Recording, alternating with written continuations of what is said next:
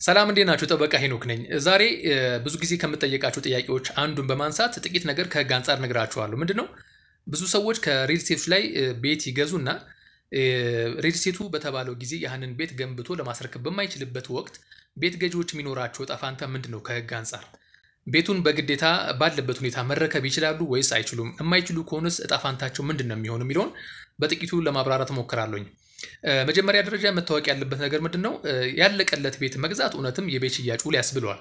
ነገር ግን ብዙ ጊዜ ሪል ስቴቶች በሌለ ነገር ላይ ቤት ለመሸጥ ወይ ደግሞ የቤት ሽያጭ ውል በሚል ውል አቅርበው ሰዎች ጋር ሲዋወሩ ይታያሉ። ይሄ ግን በህጋችን የቤት ሽያጭ ውል የሚያስብለው አይደለም። ይልቁንስ የሌለን ቤት ሰርቶ ለማስረከብ የሚደረግ ውል ነው ሊሆን የሚችለው ማለት ነው። ሁለተኛ ቤት የሚገዙ ሰዎችና ሪል ስቴቱ የሚያደርጉት ውል በፍትሐብሔር ህጋችን አንቀጽ 1731 መሰረት በእነሱ መካከል ህግ ነው ማለት ነው። ስለዚህ የሚዳኛቸው ያ ውል ነው ማለት ነው። መታወቅ ያለበት የመጀመሪያው ነገር እንግዲህ አንድ ሪል ስቴት በሁለት ዓመት ወር ደግሞ በሶስት ዓመት ወይ ደግሞ በአንድ ዓመት ከስድስት ወር አንድን ቤት ገንብቼ ጨርሼ አስረክባለሁ ብሎ ግዴታ ከገባ በዛ ጊዜ ውስጥ ገንብቶ ማስረከብ ካልቻለ የተለያዩ ስፔሶች ይኖሩታል። ለምሳሌ 6 ወር ጋፕ ሊኖረው ይችላል ወይ ደግሞ 3 ወር ይሄን ካደረገ 3 ወር ተጨማሪ ጊዜ ይሰጠዋል የሚሉ ውላቸው ሊኖር ይችላል። ያን ነገር ግን ኤግዞስቲቭሊ ጨርሶ ማስረከብ ያለበት የመጨረሻው ዴድላይን ላይ ደርሶ ቤቱን ማስረከብ ከሆነ ቤት ገዢዎች ያላቸው አንድ አማራጭ አለ። የመጀመሪያው ነገር እንግዲህ አሁን አዲስ አዋጅ ወጥቷል። ነገር ግን አዋጁ የሪል ስቴት አዋጅ ከመውጣቱ በፊት የነበረው ብዙ ጊዜ የምንዳኘው በፍትሐብሔር ህጋችን ነው። ሁለተኛ አዲስ አበባ ላይ ያላችሁ ደግሞ ከሆነ በአዲስ አበባ የሊዝ ደንብ መሰረት የአዲስ አበባ ከተማ አስተዳደር ያወጣው ማለት ነው 49/2004 የሚባል አለ። በዛ መሰረት እንግዲህ አንድ ሪል ስቴት 50% እና ከዛ በላይ ገንብቶ ሲጨርስ ነው ለባለቤቶቹ ወይ ደግሞ ለገዢዎቹ ማስተላለፍ የሚችለው። ከዛ በታች የሆነ ግንባታ ላይ ከሆነ ሪል ስቴቱ ያንን ቤት በግዴታ እንዲያስረክብ አይገደድም ማለት ነው፣ ወይ ደግሞ ማስረከብ የለበትም ማለት ነው።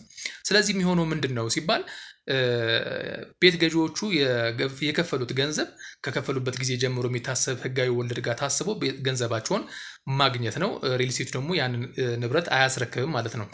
አሁን ግን በ2017 ዓመተ ምህረት አዋጅ ቁጥር 1357/2017 የሚባል ወጥቶ በተግባር ላይ እንዳለ ሁላችሁም ታውቃላችሁ ብዬ አስባለሁ። በዚህ በኩል ደግሞ ሪቪው አድርጌ ይሄን አዋጅ ለማስተዋወቅ ሞክሬያለሁኝ።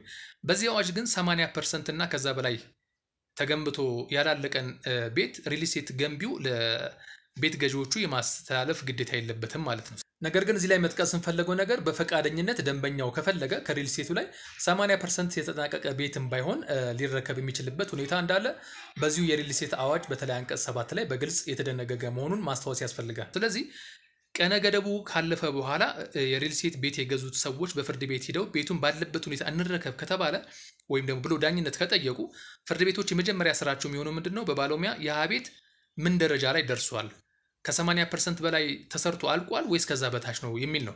ከ80% በታች ከሆነ ወደ ቤት ገዢዎቹ አይተላለፍም ማለት ነው። ነገር ግን ከ80% በላይ የተጠናቀቀ ቤት ከሆነ ግን ሪል ስቴቱ በግድ ያንን ቤት ለቤት ገዢዎቹ የማስረከብ ግዴታ ይኖርበታል ማለት ነው። ሆኖም ሪል ስቴቱ ከ80% በላይ የገነባ መሆኑ ከታወቀና ወቅቱን ጠብቆ በውሉ መሰረት ማስረከብ ሳይችል እናንተ በፍርድ ኃይል እንድትረከቡ ከተደረገ ለዘገየበት በውላችሁ መሰረት የሚቀጣውን ቅጣት ይቀጣል። እንዲሁም ደግሞ እናንተ ለምሳሌ ቤት ተከራይ ልትሆኑ ትችላላችሁ። ለቤት ኪራይ ያወጣችሁትን ወጪና መሰል ወጪዎችን እሱ ወይም ደግሞ ሪል ስቴቱ ቤትን ማስረከብ ባለመቻሉ ምክንያት ለወጣ ወጪ ሁሉ ኪሳራ መጠየቅ የምትችሉበት አግባብ በህጋችን ይኖራል ማለት ነው። ስለዚህ አሁን የመጣው 1357/2017 የሚባለው አዋጅ ግን ስፔሲፊካሊ ስለ ሪል ስቴቶች የሚያወራ ስለሆነ ይሄን አዋጅ ነው የምንጠቀመው። ስለዚህ 80% እና ከዛ በላይ የተሰራ ቤት ከሆነ ትረከባላችሁ።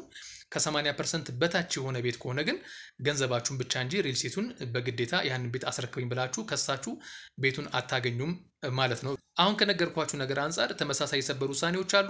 የሰበር መዝገብ ቁጥሩን በኮሜንት ሴክሽን ላይ አስቀምጥላችኋለሁ፣ ገብታችሁ ማየት ትችላላችሁ ማለት ነው። እነዚህ የሰበር ውሳኔዎችም አሁን ባልኳችሁ ልክ የተወሰኑ ናቸው ማለት ነው።